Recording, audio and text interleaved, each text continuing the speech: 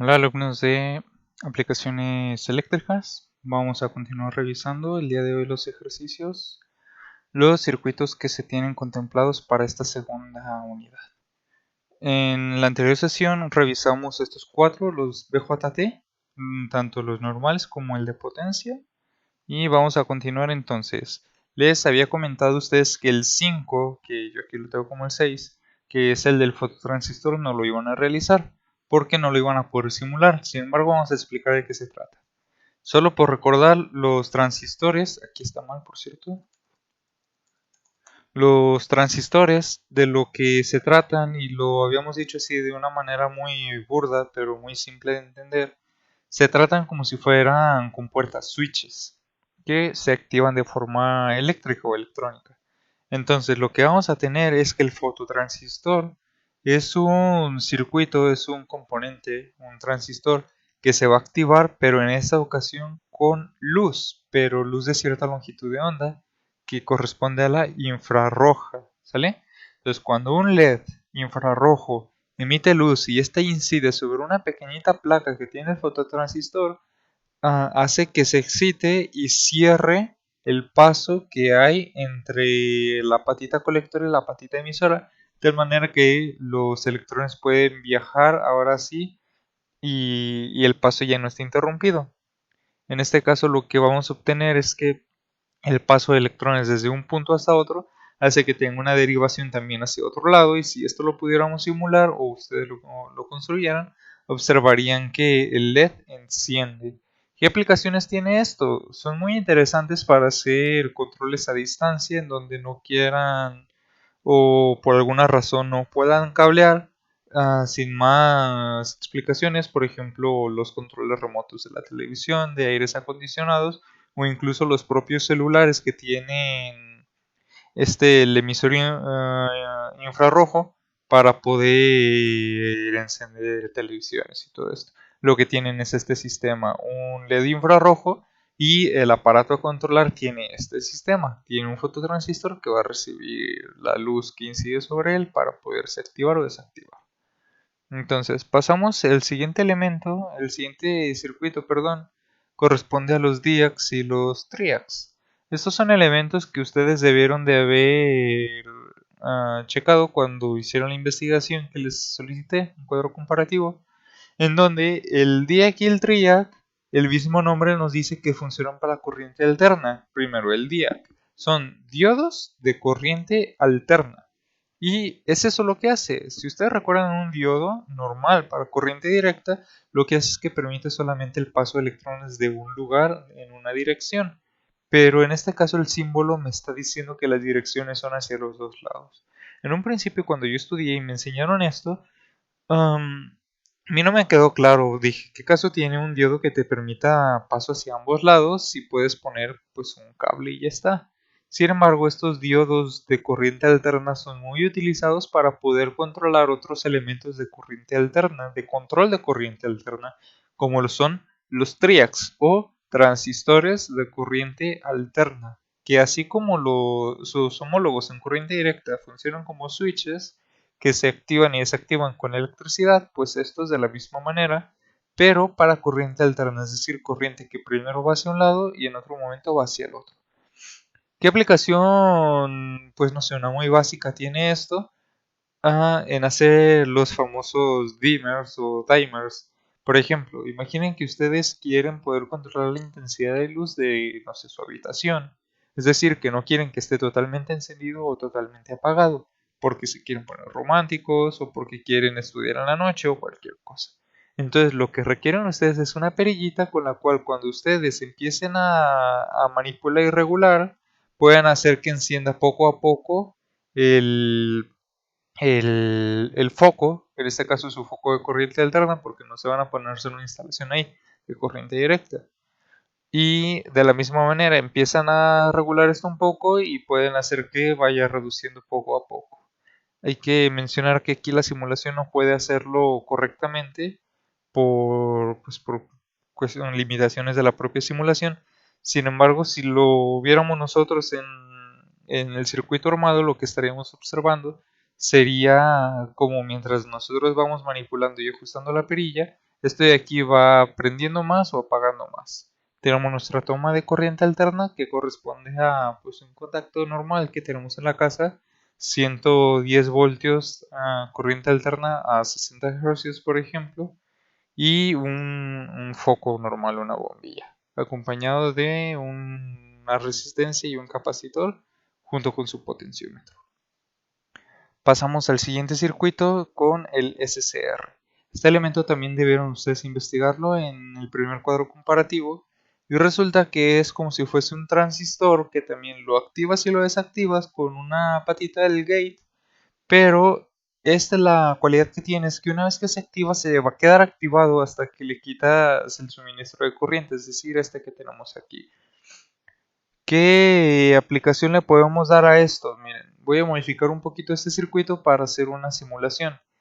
En una de las primeras prácticas en la que se llamaba el BJT, la aplicación, vimos cómo podíamos hacer una especie de alarma, en esta que está aquí. Vimos cómo podíamos hacer una especie de alarma con un botón y el BJT, y que si se activaba se quedaba activada y no importaba si cortabas el suministro de corriente. Pues sucede lo mismo aquí. Miren, vamos a simular que aquí está, este siempre va a estar puesto porque este es el cable. Vamos a suponer que este es un botón que está en un banco, ¿sale? Por si llegan a robar o algo así, y pues obviamente está expuesto para que la persona que lo vaya a presionar pueda hacerlo muy fácilmente.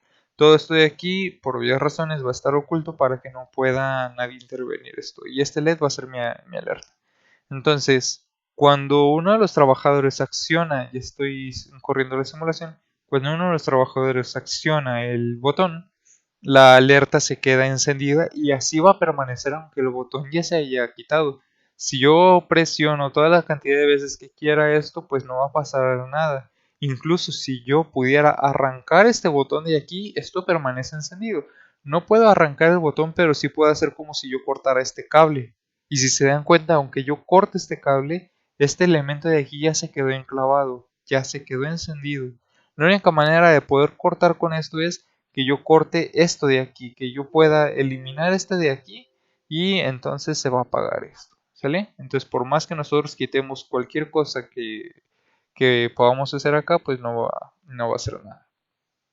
Pasamos al siguiente circuito con ahora los amplificadores operacionales. Ustedes debieron de hacer una investigación hace apenas un par de días en donde les solicitaba que investigaran qué era esto y cuáles eran las configuraciones que existían. Pues miren, dentro del desarrollo de componentes de electrónica, hubo un momento en el que se dieron cuenta que cuando se quería transmitir electricidad pasaba algo. ¿Qué tal si tú querías controlar, no sé, un motor, pero con 5 voltios nada más y el motor resulta que era de 30? Pues tú, no sé, tal vez tu pulsador o tu botón o tu switch no podía soportar los 30 voltios. O vámonos a otro ejemplo. Si desde tu casa tú quieres mandar con un botón que necesariamente tiene que ser con un cable para controlar ese mismo motor, pero a 4 cuadras de distancia desde tu casa, lo que va a pasar es que si el botón va a funcionar con 5 voltios, una vez que presiones ese botón, como ya habíamos revisado por la longitud del cable y la resistencia que se presenta a lo largo de todo el recorrido, al otro extremo no van a llegar esos 5 voltios, sino va a llegar bastante menos. Entonces, los amplificadores operacionales tienen dos funciones. Una de ellas es amplificar. Y lo vamos a observar aquí con esta simulación mientras yo voy conectando. ¿Qué es lo que va pasando? Pues que para solucionar ese problema lo que hacemos es poner estos elementos, en donde la forma que tiene es esto, un triangulito que me indica la dirección. Luego, tengo dos entradas, una de ellas con el símbolo menos y otra con el símbolo más, a las que le llamamos la entrada inversora y la entrada no inversora. Tenemos una salida, mi output, y además tenemos dos entradas para alimentar mi componente. Una entrada que siempre es positiva y otra entrada que a veces puede ser tierra, a veces va a ser negativa. En este caso, pues negativa. Al hacer nosotros esta configuración con esta resistencia, la resistencia de la inversora y la resistencia de la salida o RF, con ciertos valores, en este caso por ejemplo 115 la RF y 33K. Al tener nosotros esta relación, vamos a obtener una variable de ganancia, es decir, por cuánto se va a multiplicar mi entrada para tener yo mi salida. ¿Qué es lo que va a pasar? Que aunque mi entrada es de 5 voltios, yo si le subo aquí al máximo voy a obtener un valor muy cercano al voltaje con el que yo estoy alimentando. Y esto es muy práctico porque si yo, aunque sea, miren, vamos a hacerlo. Si yo aquí tengo un voltio nada más, le voy a cambiar aquí y aquí. Si yo nada más tengo un voltio, aunque yo le pase un voltio, yo voy a tener más de un voltio a la salida porque estoy amplificando. ¿Se dan cuenta? Esto, si alguno ya se lo preguntó, también tiene que ver con el funcionamiento de los amplificadores de audio totalmente, en donde una señal muy pequeña, por ejemplo la que sale del celular por el micrófono, perdón, por el auxiliar, es muy pequeña. Esta es otra aplicación. Imagínense que ustedes quieren conectar el jack de audio de su celular y lo quieren hacer que funcione una bocina, pues no sé, de 10 pulgadas, una de las bocinas grandes. Aunque ustedes lo conecten, obviamente no va a poder hacer nada porque necesitan amplificar. El audio que sale del celular es muy pequeño, el voltaje que sale es muy pequeño, necesitan pasarlo por un elemento de estos, un amplificador, para que pueda subir, que aumente muchísimo su voltaje o al menos lo necesario y que entonces sí pueda ser reproducido por un elemento ah, de mayor potencia. Continuamos. Los amplificadores operacionales, si se dieron cuenta, cuando yo le puse 5 voltios, mi salida era de 10, pero no era solamente de 10, era de menos 10. Y ese es un asunto con los amplificadores operacionales, que utilizando esta configuración en donde yo estoy alimentando la entrada inversora, mi salida va a ser invertida. Si yo le pongo 5 voltios y mi salida va a ser 5, pues entonces va a ser de menos 5 en realidad. Para ello vamos a hacer esta simulación en donde me pide que le inyecte una señal senoidal. Lo voy a sacar de aquí. Una señal senoidal con las siguientes características: 5 voltios y 10 hercios. Entonces en la amplitud van a ser 5 y en la frecuencia 10 hercios. Listo. Esta de aquí yo voy a checar mi entrada en la señal amarilla del osciloscopio y mi salida en la señal azul del osciloscopio. Y vamos a ver que mi ganancia tiene un factor de aproximadamente lo doble, si lo observamos. Entonces cuando yo corra la simulación, lo que voy a observar es que mi entrada es la amarilla, mi salida es la azul. Es una señal senoidal de entrada, mi salida es otra señal senoidal, pero ¿qué es lo que está pasando? Que cuando la entrada va hacia arriba, la salida va hacia abajo, amplificada por aproximadamente una ganancia del doble. Cuando mi entrada va hacia abajo, mi salida va hacia arriba. Aquí podemos observar cómo la salida está siendo invertida. Lo mismo que va a pasar en el anterior, ustedes revisan. Ante ello, hay una configuración de amplificadores operacionales que hacen que mi entrada no sea invertida, a lo que le llamamos un amplificador no inversor, en el cual alimentamos ahora la entrada no inversora, es decir, la que me dice que es positiva, pero la configuración de resistencias tiene que cambiar. Aquí, del mismo modo, yo tengo un factor de amplificación ya asignado y me dice que ahora yo le voy a poner una señal cuadrada a 5 voltios y 10 hercios, que es lo que voy a tener en este generador de señales, y vamos a revisarlo. Recordamos, estamos en un modo no inversor y aquí tenemos mi entrada. Vamos nuevamente a encimarlos y lo observamos en este modo de aquí. Las dos son cuadradas. Cuando mi entrada amarilla va para arriba, mi salida azul también va para arriba y sucede lo mismo en todo el ciclo. ¿Sale? Porque estamos en una configuración no inversora. Asimismo, los amplificadores operacionales, la segunda palabra operacional, significa que puedes hacer operaciones con ellos. En este caso vamos a ver la primera, que es una resta. Mi amplificador operacional puede, y de hecho fueron las primeras calculadoras eléctricas en donde a través de corriente de electricidad de valores analógicos, yo podía hacer sumas, restas, incluso multiplicaciones y demás. Mi salida en este caso va a ser el resultado de restar B1 menos B2. Perdón, aquí se puso 24.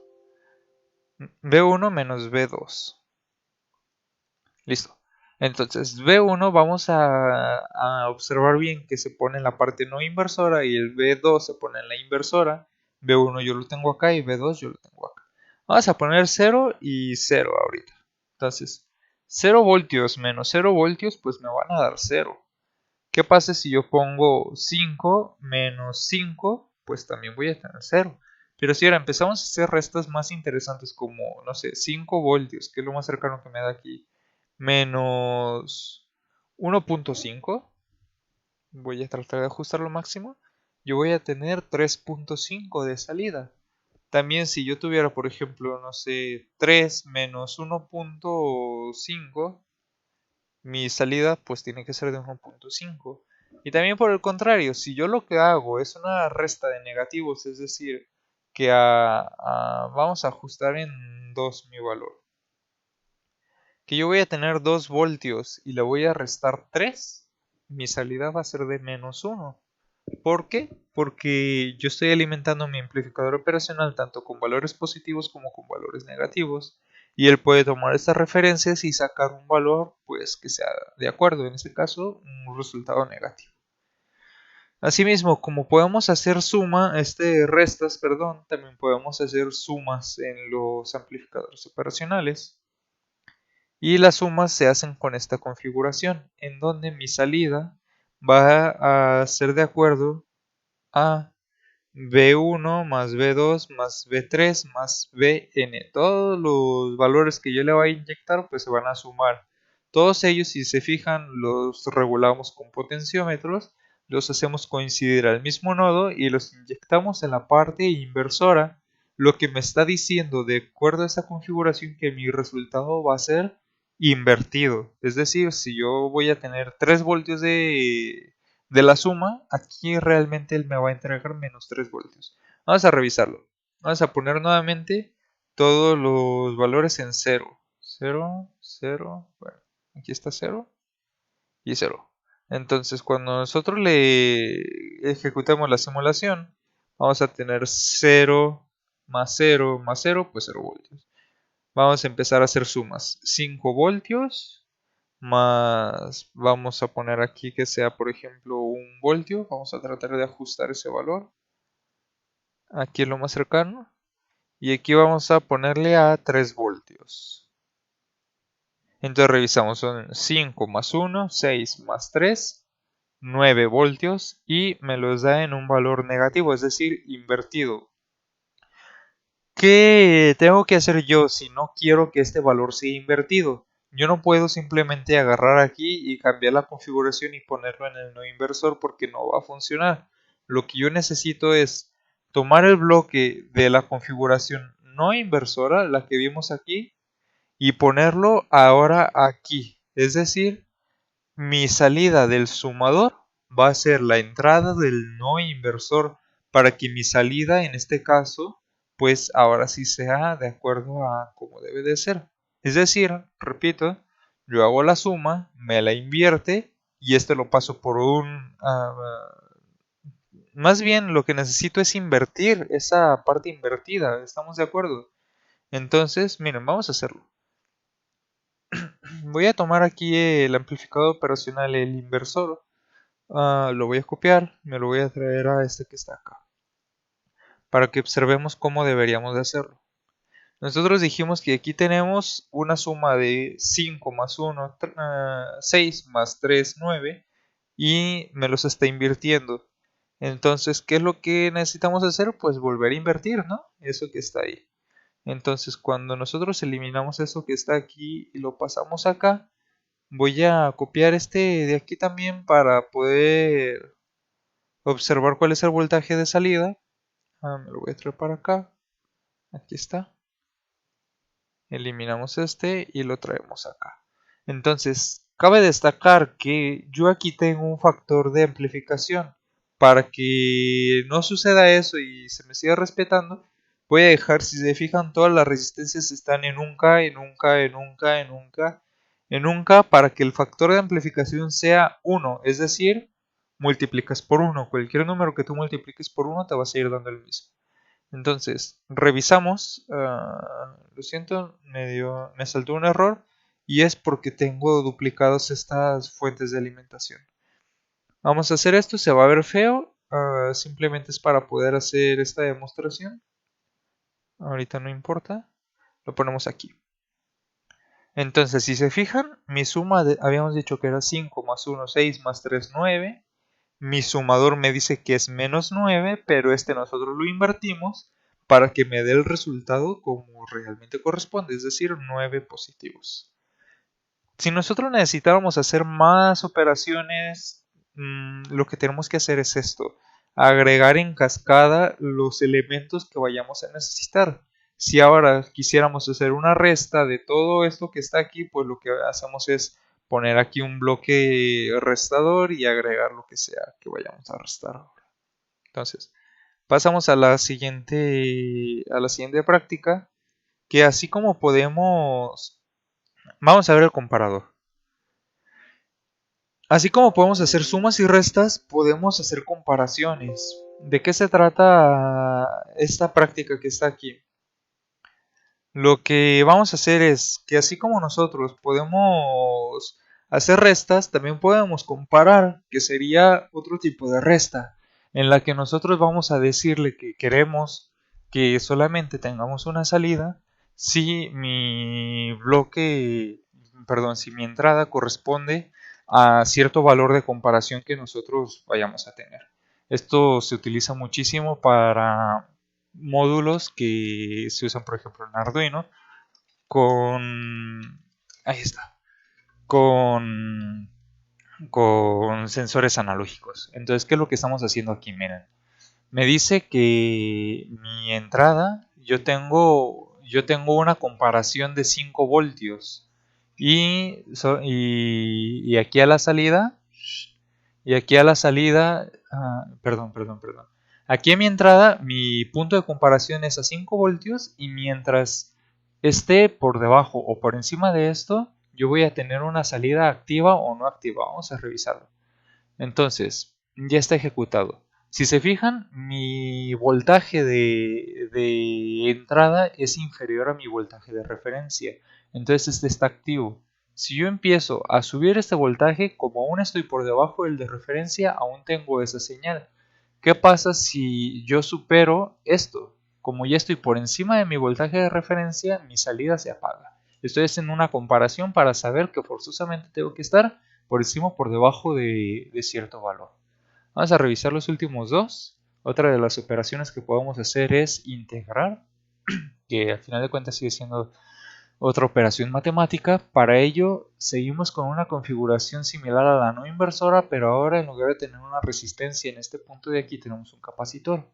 Me pide para este ejercicio que vamos a inyectar una señal sinusoidal de 5 voltios a 10 Hz. Entonces vamos a revisarlo. Este de aquí, este elemento es un generador de señales que lo podemos sacar de estos botones. Y vamos a ver, mi entrada es senoidal a 5 voltios y 10 Hz. Yo ya lo tengo aquí en un rango de 1, 10 Hz, 5 voltios. Es esta que está haciendo acá. Esta configuración, si lo recordamos, es integradora. Entonces lo que estamos haciendo es integrar, es decir, obtener cuál es el área bajo la curva de esta integral. Y lo que vamos a hacer es, pues la integrada de una onda senoidal me resulta en una onda cuadrada. Me está dando cuál es el área bajo esa curva que está ahí. Vamos a continuar con el último, que es un amplificador operacional en su configuración derivadora. Este de aquí vamos a tener una configuración muy similar al integrador, pero como la derivada es lo opuesto a la integral, el capacitor ya no está en la parte superior, sino está en la parte de la entrada inversora. Ahora aquí vamos a inyectar nosotros una señal cuadrada a 5 voltios y 10 Hz, similar a la anterior, pero ahora cuadrada, y vamos a observar qué pasa a la salida.